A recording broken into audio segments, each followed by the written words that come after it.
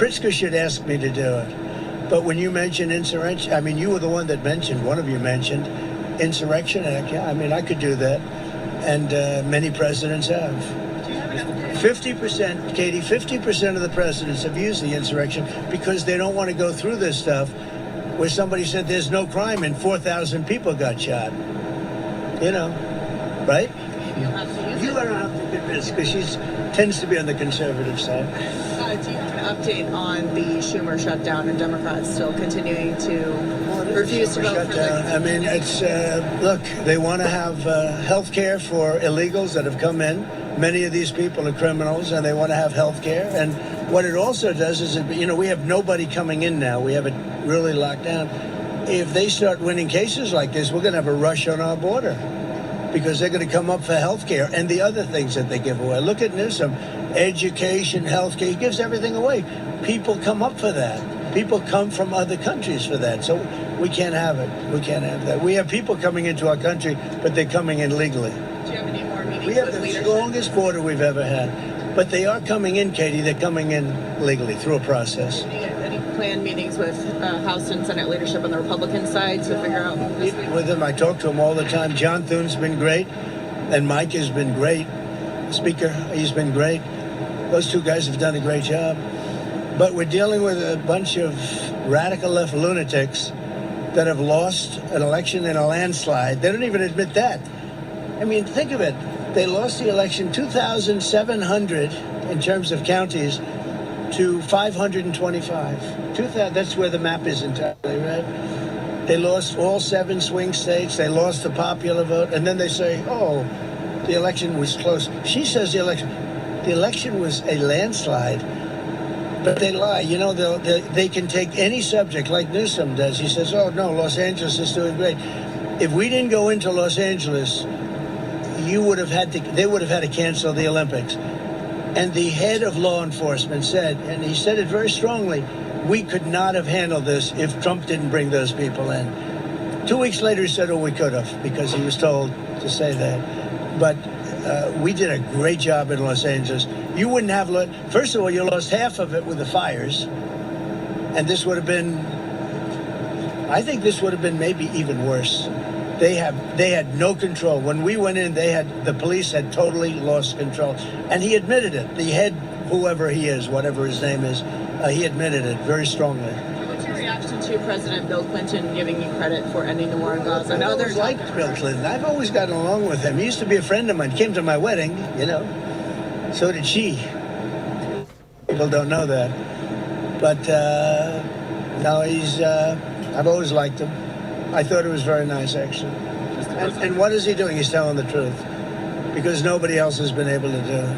I'm talking about the Middle East. Yes. Mr. President, I wanted to ask you about your conversations with world leaders today. You said that everybody is unified over your plan, but we heard from President Sisi calling for a two-state solution, an independent Palestinian state. I'm talking about a different plan. I'm talking about something very much different. We're talking about rebuilding Gaza. I'm not talking about single state or double state or two state. We're talking about the rebuilding of Gaza. What's the road ahead for governing Gaza? I mean, a lot of people like the one-state solution. Some people like the two-state solutions. We'll have to see. I haven't commented on that. How do you see bridging that gap, though? Because you have the Arab countries. At some point, I'll decide what I think is right, but I'd be in coordination with other states and other countries. And are you satisfied? I mean, some people might say it feels premature declaring peace for the whole Middle East. 3,000 years of peace and so on. You want more people to be killed?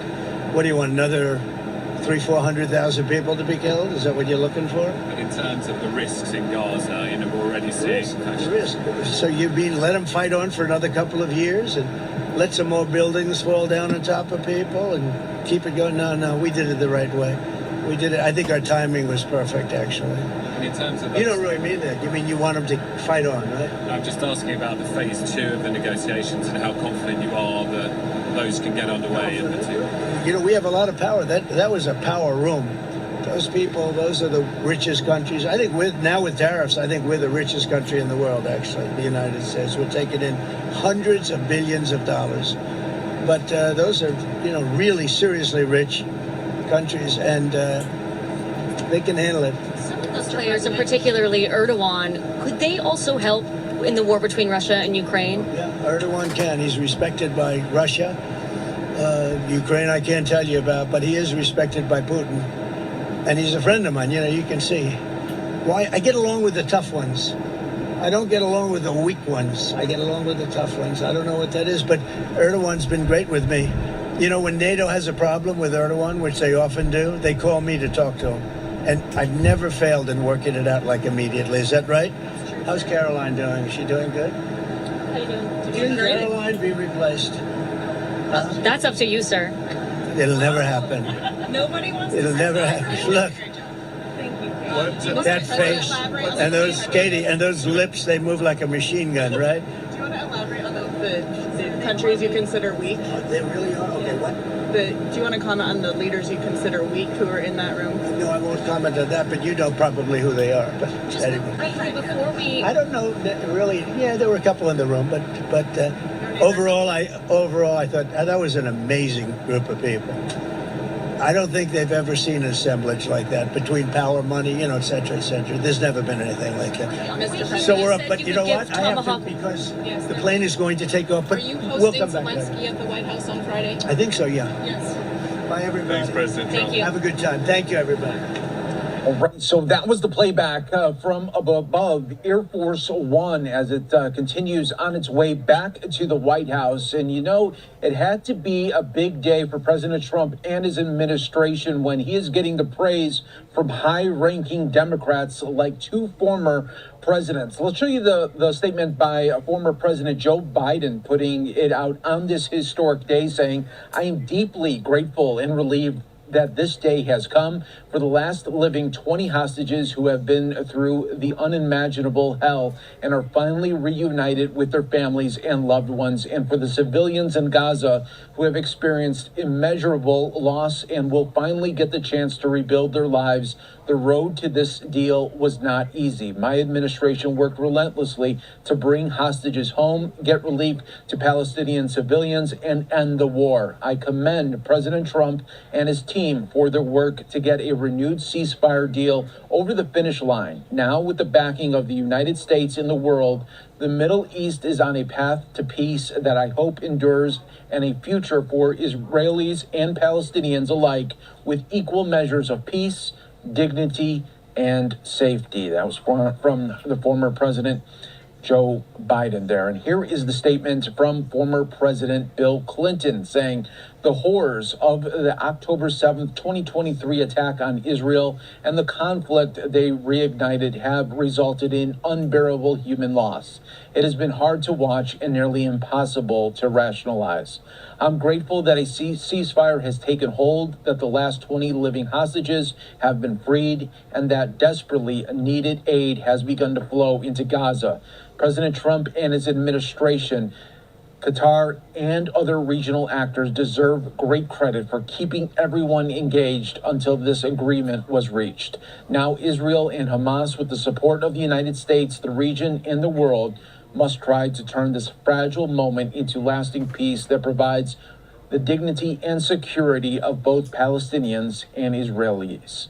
I believe that they can get there, but only if they do it together there." So those were the big statements from the former presidents on this historic day, praising President Trump and his administration for getting this peace plan together and the 20 living hostages back with their families today.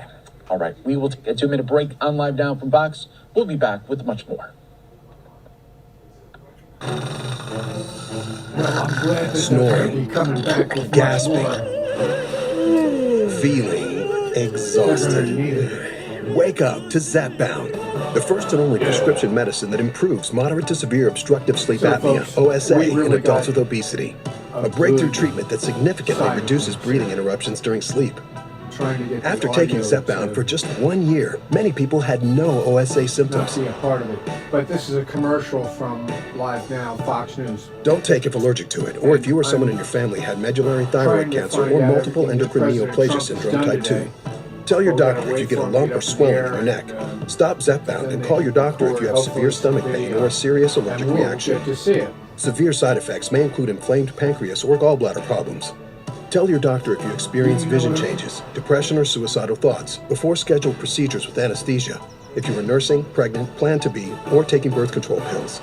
Taking Zepbound with a sulfonylurea or insulin may cause low blood sugar. Side effects include nausea, diarrhea, and vomiting, which can cause dehydration and worsen kidney problems. Wake up to Zepbound. Ask your doctor about Zepbound for obstructive sleep apnea.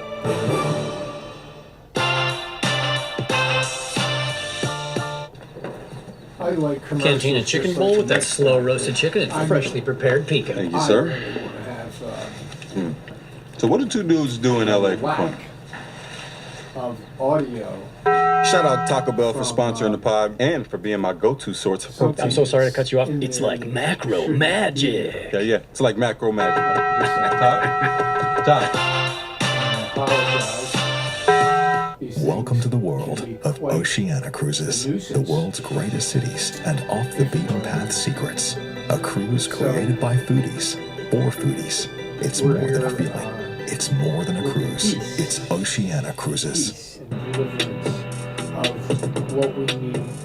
We're going to go back to live. We're back now. here for you on Live Now from Fox. I'm your host, Mike Page. Thanks again for joining us. Next up, I want to play out the comments from President Trump in Egypt today. This is all coming from the signing of the Phase 1 peace deal in Gaza. Also, the 20 living hostages coming home today with their families from Gaza. Let's listen in right now on Live Now from Fox with the very latest. Great general, great president. Thank you very much. This is the day that people across the region and around the world have been working, striving, hoping, and praying for. They have done things over the last month that I think were really unthinkable. Nobody thought this could happen. With the historic agreement we've just signed, those prayers of millions have finally been answered. As you know, the hostages have been returned, and further work goes on having to do with the, sadly to say, bodies. Together we've achieved what everybody said was impossible. At long last, we have peace in the Middle East, and it's a very simple expression, peace in the Middle East, and we've heard it for many years, but nobody thought it could ever get there, and now we're there. I want to congratulate everybody sitting in these first few rows and standing behind me. I don't know why they chose to stand, but I promise I'll make it short, okay? We are not going to keep you standing for long. These are great leaders. After years of suffering and bloodshed, the war in Gaza is over. Humanitarian aid is now pouring in, including hundreds of truckloads of food, medical equipment, and other supplies, much of it paid for by people in this room. Civilians are returning to their homes. The hostages are reuniting. I mean, it's beautiful. I'm just watching it backstage. The level of love and sorrow, I've never seen anything like it. It's amazing when you see they haven't seen their mother, their father. They haven't seen them in such a long time, and they lived in a tunnel, a very little tunnel, very deep.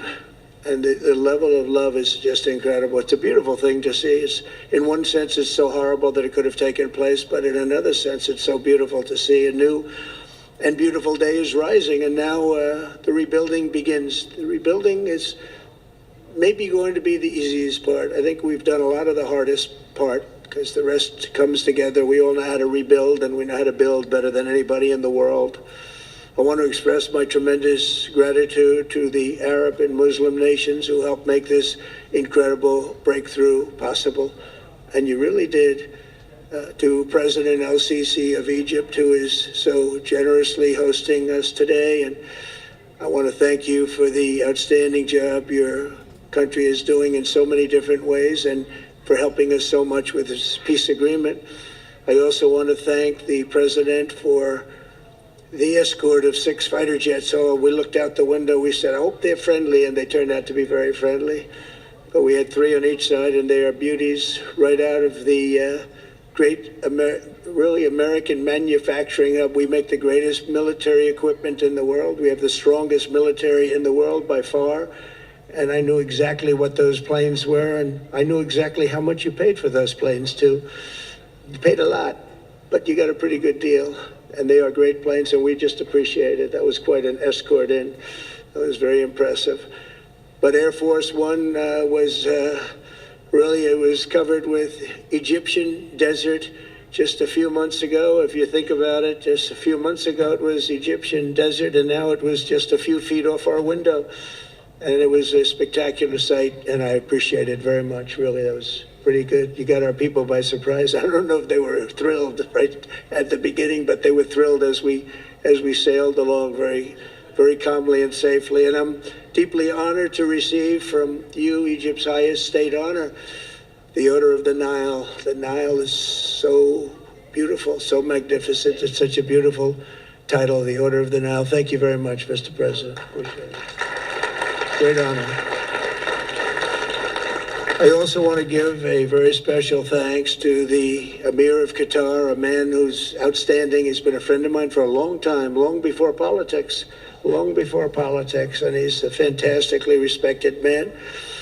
His Highness Sheikh Tamim is respected by everybody. He's respected by everybody and in the most positive way.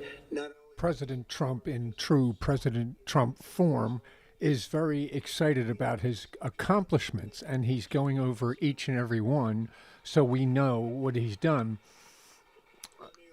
Hopefully the liberal media and the Democrats will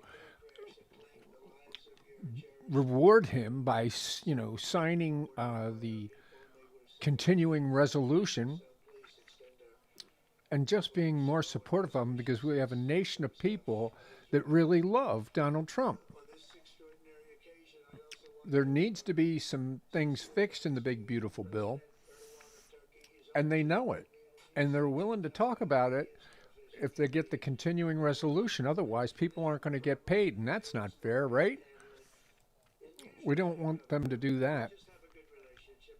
From the beginning. And so I want to thank you very much and say hello to your wife, your beautiful wife, and it's great to be with you. Always there. When I need him, he's always there. Thank you very much, Mr. President.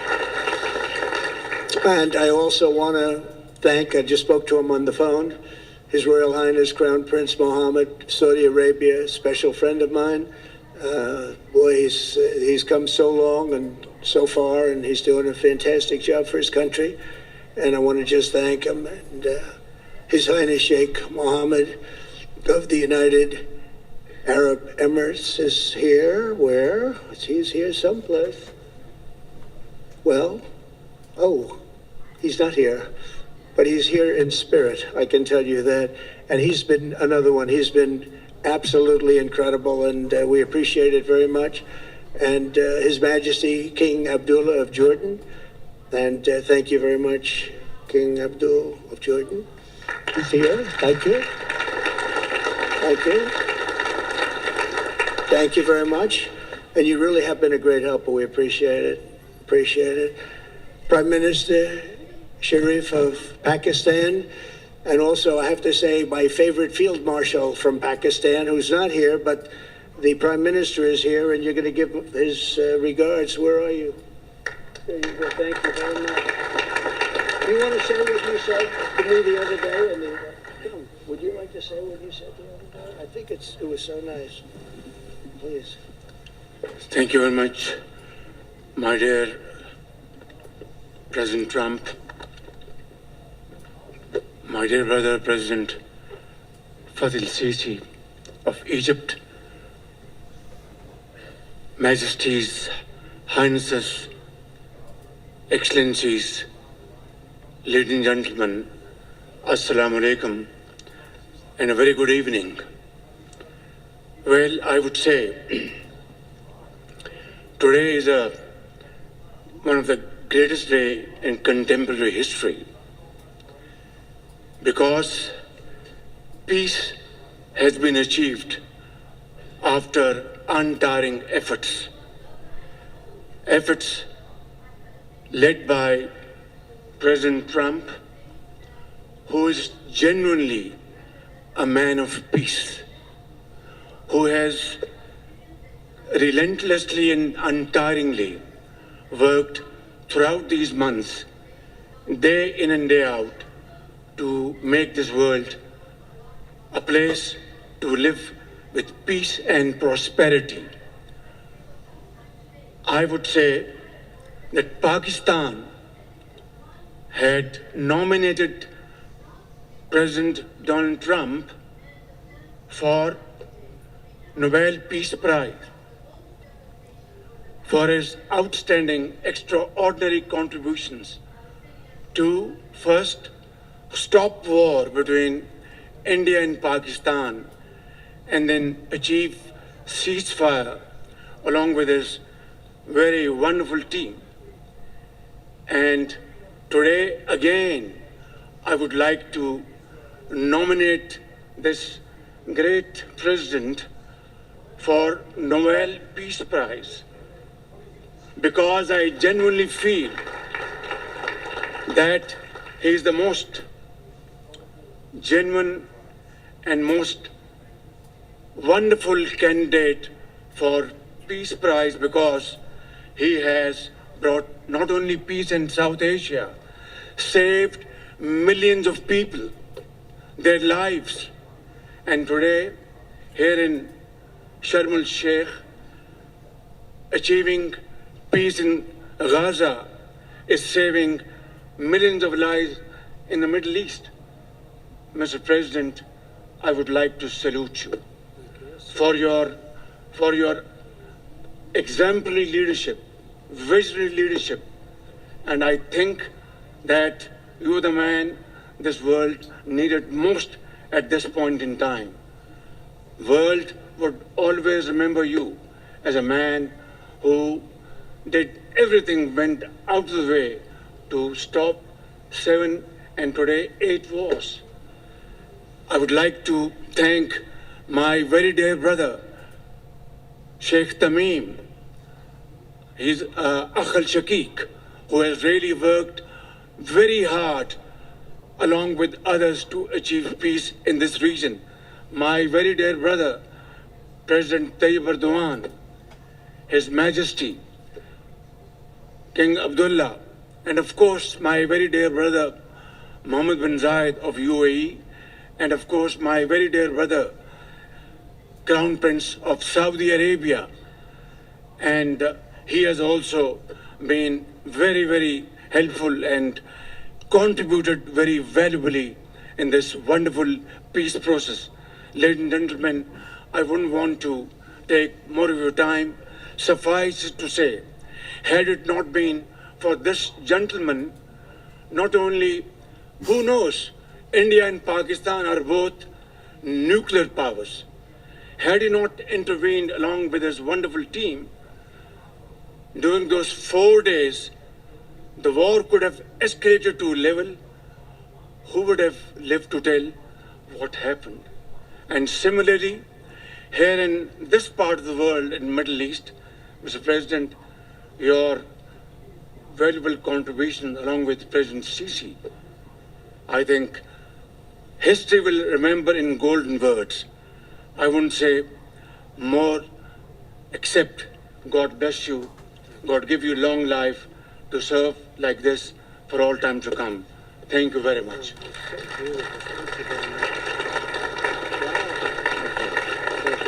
Very kind. President Trump and all the accolades that he's getting for all this incredible work he's done over in the Middle East, it's real. And God, in my opinion, is extremely happy with what he has accomplished with his team of people. And the Lord would just be over, how do you say it? I mean, Donald Trump used everything that the Lord gave him to bless the Middle East and all those countries, about 8 countries, including Israel, Hamas war, to an end. He brought them to an end. And he's still not given up on Russia, Ukraine. So that's great. I mean, thank God for that. I mean, I just think we've got to stick with him no matter what.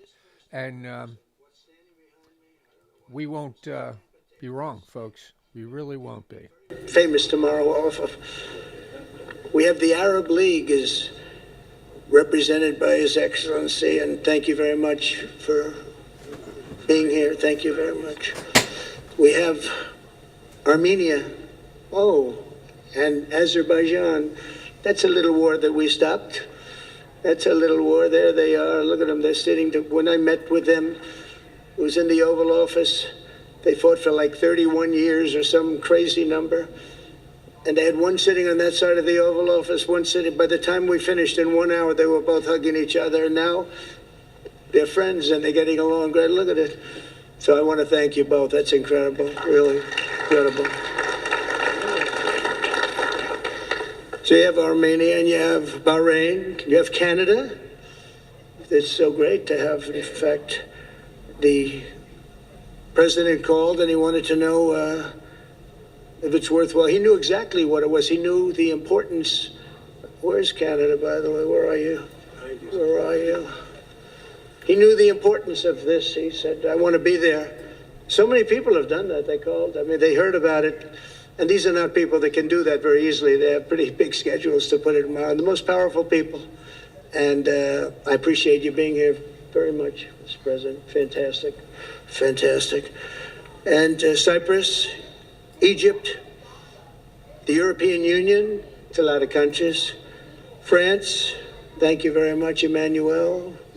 I would imagine Emmanuel standing someplace behind me. Where is he? I can't believe it. You're taking a low-key approach today. He's my friend. That's great. Good job. Thank you very much, Emmanuel. Germany, the new chancellor of Germany he's easy to spot because he's very tall and he's very smart and he's doing a fantastic job for his country. Appreciate it very much. And congratulations, a big election. That was a big one. That was going to change things. Greece, we have Greece. We have Hungary. Oh, Victor, where is Victor? Victor. We love Victor. Victor, I call him.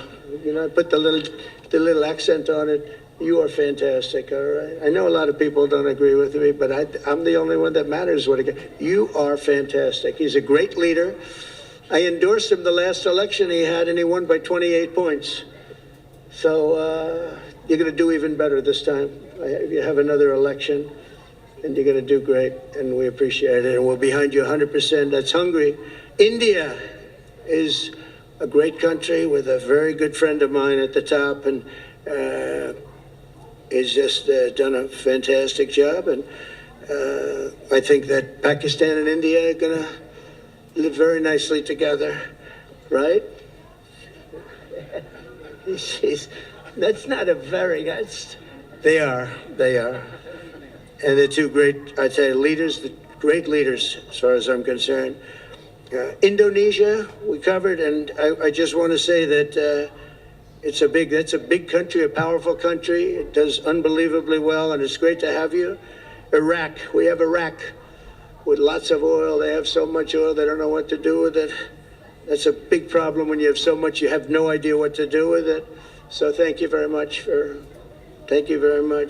Italy, we have a young woman who's, I'm not allowed to say it because usually it's the end of your political career if you say it. She's a beautiful young woman. Now, if you use the word beautiful in the United States about a woman, that's the end of your political career, but I'll take my chances. Where is she? There she is. You don't mind being called beautiful, right? Because you are. Thank you very much for coming. We appreciate it. She wanted to be here, and she's incredible, and they really respect her in Italy. She's a very successful politician. We have Norway. Oh, Norway. Norway. What happened, Norway? What happened? Where's Norway? Where is he? We have Johnny. We're going to the World Cup. I can tell you that. Where's Norway? I don't think he wants to stand. Oh, he's back there. Well, we have Norway. Oman. Again, we have Paraguay. We have really fantastic representative from Saudi Arabia. Thank you very much. I'll tell you what, and this time we'll get you the best seat. He always gets the best seat. He deserves the best seat. But what a great place it is. Spain. Where's Spain? Are you guys working on him with respect to the GDP? We'll get close. But fantastic job you're doing. And UAE, which is great. United Kingdom. Where's United Kingdom? Where's my friend? Where? Come here. Is everything all good? Very good. It's very nice of you here. These people all came in like 20-minute notice, and I think it's fantastic. And we have so many others, and just so many others. And it's such a compliment to what we're doing, because what we've done is something very unique and very special. So it's perhaps the wealthiest and most powerful group of nations ever assembled at one time, which is a big thing. We have achieved together in recent days a change that really is historic, and it's going to be remembered forever. And I want to thank the American team for their amazing work, and I want to thank, I think he'll go down as the greatest Secretary of State in the history of our country. I really believe that, Marco, or I wouldn't say it. Marco Rubio, I wouldn't say it. Maybe I would. You're doing a great job. I'll tell you, he's on course to do it. We've done a lot of work in 9 months. We've done a lot of work. I say that, 1 year ago, a little more, but 1 year ago, America, the United States of America was was a dead country.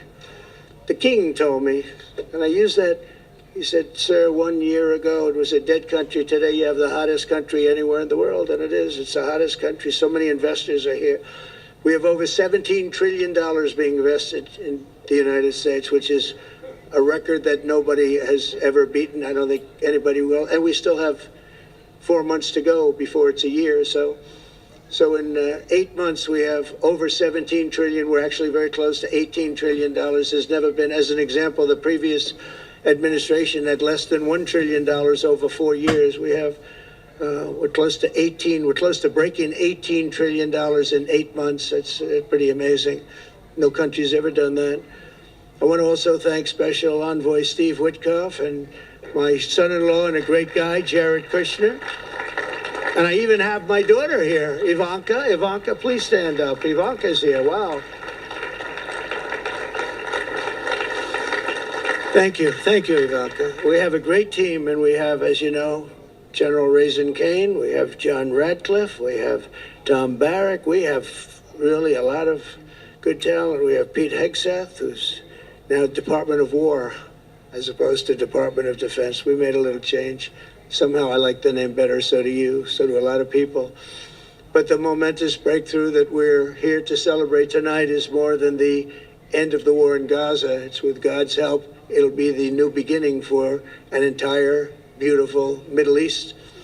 From this moment forward, we can build a region that's strong and stable and prosperous and united in rejecting the path of terror once and for all. We want to get rid of the terror and get on to other things. There are many other things in life that are so good.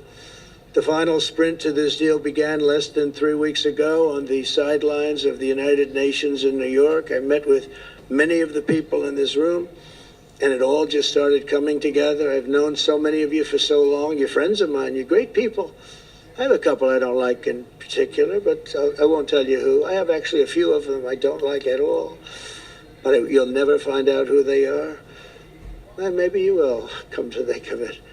But I have most of you who I like a lot, and I respect a lot. Maybe that's more important. We listened, and we exchanged ideas, and we kept pushing forward until the job was done, and the first steps to peace are always the hardest.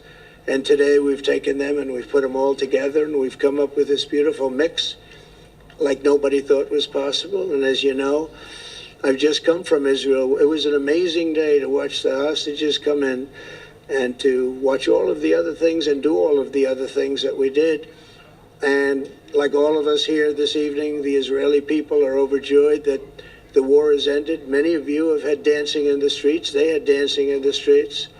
And they've been dancing for weeks now once they heard about this and they heard that it was even a possibility. They're elated at the arrival of the hostages and excited to begin this new chapter for the entire region, and it's going to be that, and they are going to be great partners, and I hope everybody's going to join the Abraham Accord. I like to say the Avraham. I love Avraham, but somehow it doesn't sound as good when I say it as it does when some of my other friends say it who are from the region. But we're going to get a lot of people joining the Abraham Accords. We have the 4 great nations that did it early on, and they stayed with it. And then you had the Biden administration, which is the worst administration in the history of our country, and obviously they did nothing on that and anything else. And so it stayed at 4, and now a lot of people, even today, they're talking about all joining up. So many people have talked to me about that, and it's going to be a great tribute to really the United States. I mean, the United States has worked very hard in the Middle East, so it would be a tribute to us and to Jared and to Steve and to all of the people, Marco, all of the people that have worked so hard on that. And it really is going to it's going to guarantee that it all stays together. You're going to do well, because the 4 nations do very well. I mean, they do extremely, as they're wealthy, but they're a lot wealthier because of it. So I hope everybody's now joining up. Now we have no excuses. We don't have a Gaza, and we don't have an Iran as an excuse. That was a good excuse, but we don't have that anymore. All the momentum now is toward a great, glorious, and lasting peace. And our commitment to fulfilling the 20-point plan we developed together will be the crucial foundation for achieving that bright future. And it's being worked on right now as we speak. And we're actually in stage 3 and 4. It's not going to be, just divided down so simply. We can be long advanced on some of the things that we say we're going to do. We can take them out of order in a positive way. And we've shown how it can be done with responsible nations like the people in this room, these incredible people in this room, setting aside their differences, seeking common ground, and pursuing a better world for all of us.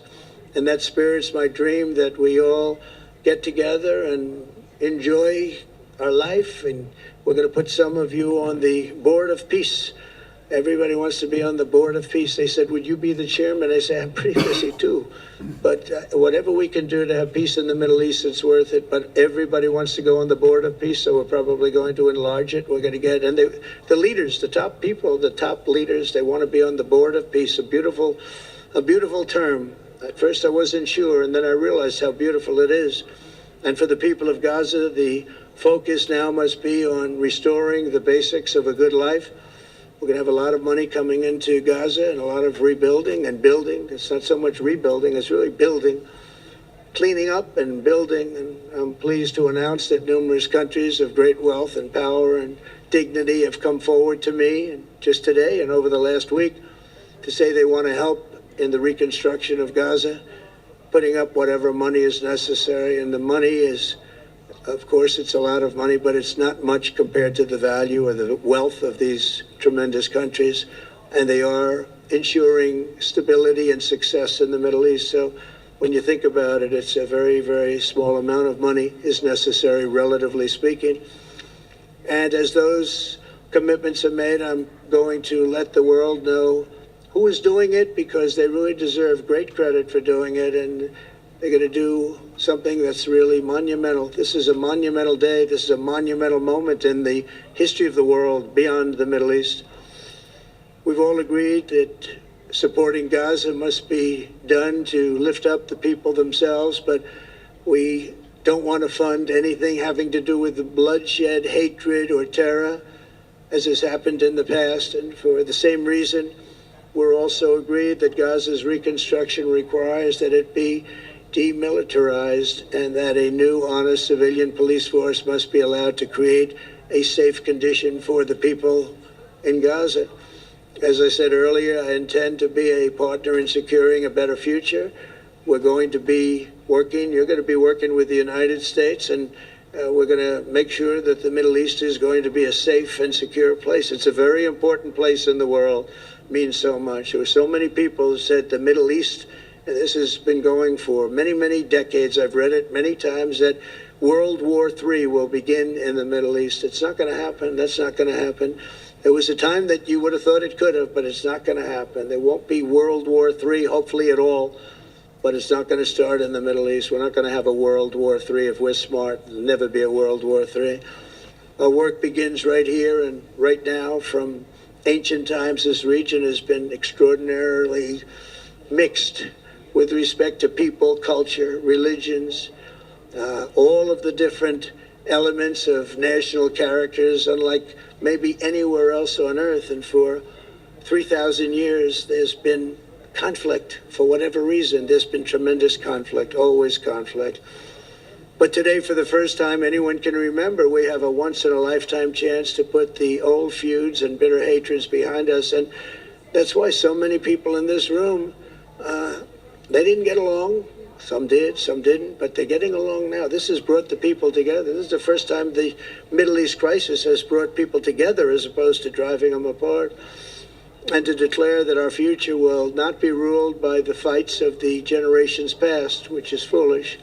So together, let us continue in the spirit of cooperation and goodwill that has finally brought us to this incredible, historic breakthrough.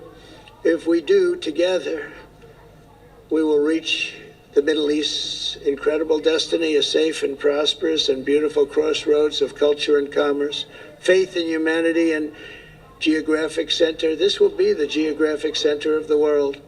So I just want to thank everybody for being here. I want to thank you all for what you've done and for this quick notice. It all came together just at one little period. It just came together. It's the greatest deals happen that way. If you do anything about deals, that's all I've done all my life is deals. The greatest deals just sort of happen. And that's what happened right here. And maybe this is going to be the greatest deal of them all, not just nation building, not just having to do with this or the political whims. This will be maybe the greatest deal of them all, period. And I want to thank all of you and all of these great nations and this region for what it's gone through and all of the fights it's had, or life over death and hope over strife and harmony over hatred. That's what we want. We want it to be that way because together we're going to forge a magnificent, great, and enduring peace. I want to just end by saying God bless you all. God bless the Middle East. God bless your countries. And God bless you. Thank you very much, everybody. Anyway, this is what I wanted to tell you, that God is very important to Donald Trump. And he really wants God to be a part of all the things that he's doing, from, healthcare to everything. I mean, all these wars and the settlements of these wars, he wants the ability to be able to make these things work for everybody, you, me, and everybody. So what I want to do in honor of Donald Trump thinking that he won't make it to heaven, he did say that on Air Force One, to the Fox News reporter, Peter. And I want to play this Christian song. I don't have any rights to it, but I don't make any money from this channel anyway. So I just want you to hear it because it is really worth you listening to it. It'll touch your heart.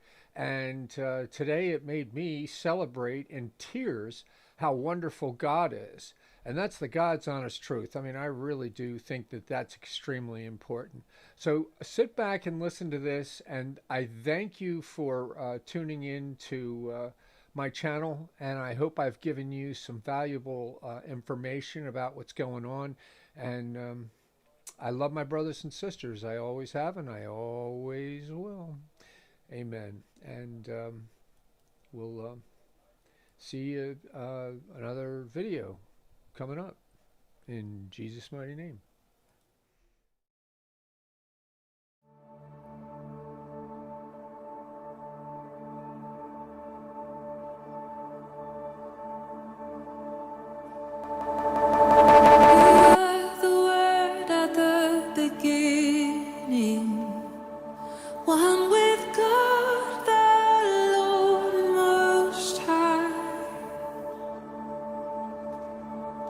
Your hidden glory in creation, now revealed in you, our Christ. What a beautiful name it is. What a beautiful name it is. You sing. The name of Jesus Christ, my King.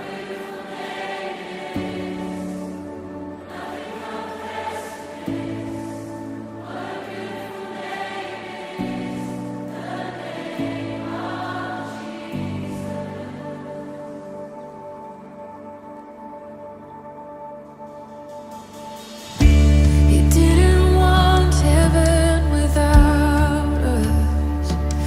Jesus, you brought heaven down.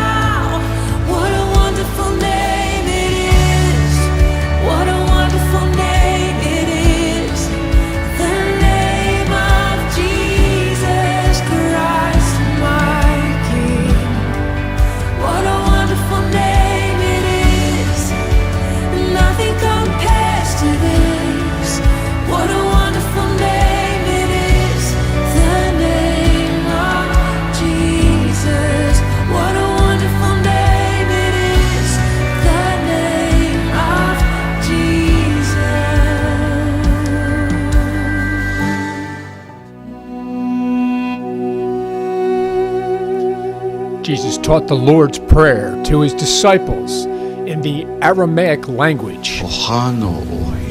Is this manner? Therefore pray, Our Father in heaven,